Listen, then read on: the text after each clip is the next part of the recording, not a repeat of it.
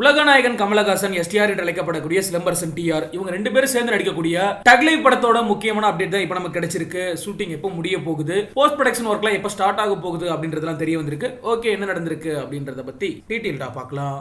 விக்ரம் படத்துக்கு அப்புறமா கோலிவுட்ல ரீஎன்ட்ரியை கொடுத்திருக்காரு கமலஹாசன் அப்படின்னே சொல்லலாம். அந்த படமானது மெகா பிளாக் பஸ்டர் ஹிட் ஆனது. இதுல பயங்கரமா உற்சாகம் அடைஞ்ச உலகநாயகனை பொறுத்தளவுக்கு அடுத்தடுத்த படங்கள்ல தொடர்ந்து நடிக்க ஆரம்பிச்சாரு, படங்களையும் தயாரிக்க ஆரம்பிச்சாரு, பயங்கரமா பிஸி ஆனாரு. பிக் பாஸ்ல இருந்து கூட விலகி நான் கமிட்டான படங்களை நடிச்சு கொடுக்கணும் அப்படின்ற அறிக்கையும் வெளியிட்டாரு. இப்ப மணிரத்னம் இயக்கக்கூடிய டக்லைஃப் படத்தில் நடிச்சுக்கிட்டு இருக்காரு. கடைசியா வெளியான இந்தியன் 2 படமானது படுதோல்வி சந்திச்சது. இதன் காரணமா இப்ப டக்லைஃப் படத்து மேல அதிகமான நம்பிக்கை வச்சிருக்காரு கமல்ஹாசன். கமல்ஹாசன் அவரோட சினிமா பயணத்துல இரண்டாவது இன்னிங்ஸ் தொடங்கி இருக்காரு அப்படின்னு சொல்லலாம். விக்ரம் படத்தின் மூலமா லோகேஷ் கனகராஜோட இயக்கத்துல அந்த படம் மிகப்பெரிய வெற்றியை பதிவு பண்ணுது. அந்த படத்தோட வெற்றி கொடுத்த உற்சாகம் தான் அடுத்தடுத்த படங்கள்ல கமிட் ஆனாரு கமலஹாசன். அதன்படி கடைசியா அவரோட நடிப்புல வெளியான இந்தியன் 2 பொறுத்தளவுக்கு இயக்குனர் சங்கரோட டைரக்ஷன் அப்படிங்கிறதுனால மிகப்பெரிய எதிர்பார்ப்பு இருந்துச்சு. ஆனா அந்த படமானது படுதோல்வி சந்திச்சது. அதை தொடர்ந்து தான் இப்ப மணிரத்னத்தோட இயக்கத்துல கமல்ஹாசனும் சிம்புவும் இணைஞ்சு நடிக்கக்கூடிய டக்லைஃப் படத்தோட பணிகள் விறுவிறுப்பா நடந்துகிட்டு இருக்கு. ஆல்ரெடி கமல்ஹாசனும் மணிரத்னமும் இணைஞ்சி நாயகன் அப்படின்ற ஒரு பயங்கரமான கல் கிளாசிக் படத்தை கொடுத்திருந்தாங்க.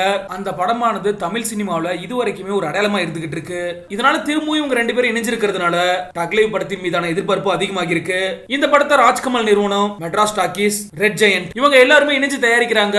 இசை புயல் ஏஆர் ரஹ்மான் தான் இசையமைக்கிறாரு. இந்த படத்துல திரிசா, ஐஸ்வர்யா லட்சுமி, விருமாண்டி அபிராமின்னு இவங்க எல்லாருமே கமிட் ஆகி நடிச்சுக்கிட்டு இருக்காங்க.